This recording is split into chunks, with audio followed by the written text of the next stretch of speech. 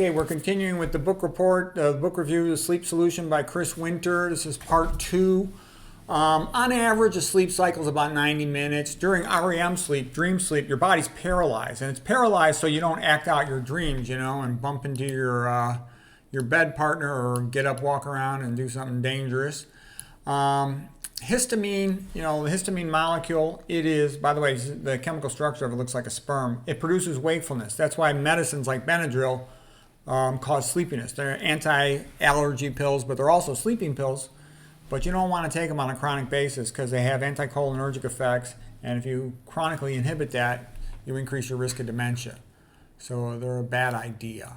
Antimuscarinic medications like some oxybutynin for bladder problems and the tricyclic antidepressants, for example, they're also put you at high risk for dementia. All psychiatric medicines damage the brain and push towards dementia. They all stink. Okay, psychiatry is like the worst field in medicine. It really shouldn't even exist, most of its medications. They're just for business, for money. They hurt the patients.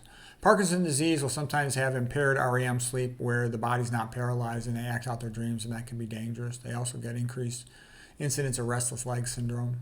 I have separate lectures of Parkinson's. My best lecture of Parkinson's is over at VegSource. I wrote about that in my book, Chronic Fatigue Syndrome, Prevent and Reverse Chronic Fatigue Syndrome and Parkinson's Disease. The chemicals that are normal for the body that promote sleepiness would be, adenosine from being awake longer, adenosine from exercising, melatonin from darkness, okay? That's what pushes you to sleep. Oxytocin kind of calms you down. If you make the two-back beast, it calms you down a little bit. That can help you sleep. Endogenous chemicals that promote wakefulness would be, your daytime chemicals, your cortisol, your catecholamines, adrenaline, noradrenaline, and of course, like I was saying, histamine, and something called orexin, okay? Exogenous chemicals, things that you ingest, caffeine, tobacco, alcohol, they damage sleep.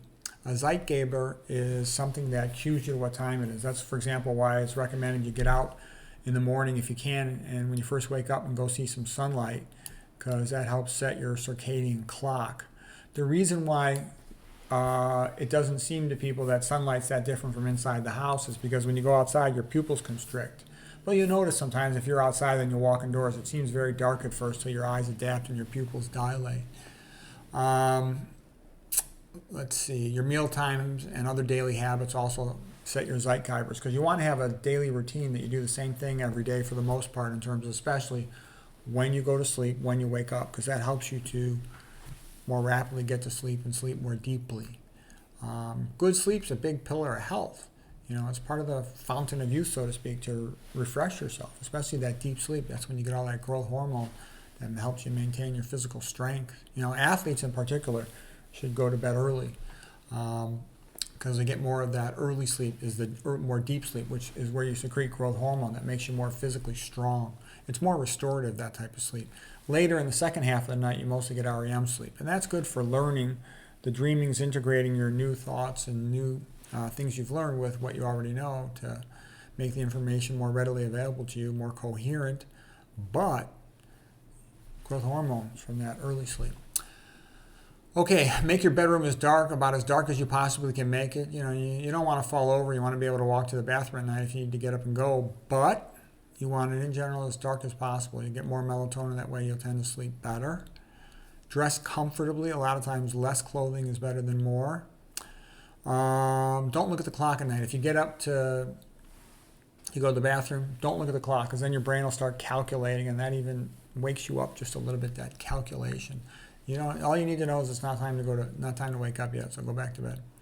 I've done that. I've looked at it and not looked at it. It's better to not look at it. And all the experts agree. Chris Winter agrees from this book. Matthew Walker agrees from his book, etc. In general, it's claimed carbohydrates calm you down a little bit. Protein perks you up a little bit. So carbohydrates help you sleep a little. I don't know for sure how true that is, but that's what the thought is. Protein perks, decreases sleepiness. People snore more when they're on their back, because your airway is more stable when you're on your side. If they got sleep apnea, they just snore.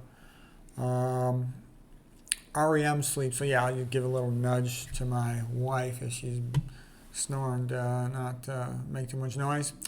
REM sleep tends to be severely decreased with sleep apnea. That also makes it harder for them to learn stuff. Sleep apneas are kind of notoriously kind of stupid. Treatment should include lose weight. Everybody always says the gold standard of treatment is put a CPAP mask on them. I'm like, well, why not just eat a low-fat vegan diet, lose the weight, and your sleep apnea will probably go away. Anyways, that's the book. It was a decent book. It's not a great book, but it's a decent book on sleep. The Sleep Solution by Chris Winter. I hope you found that helpful.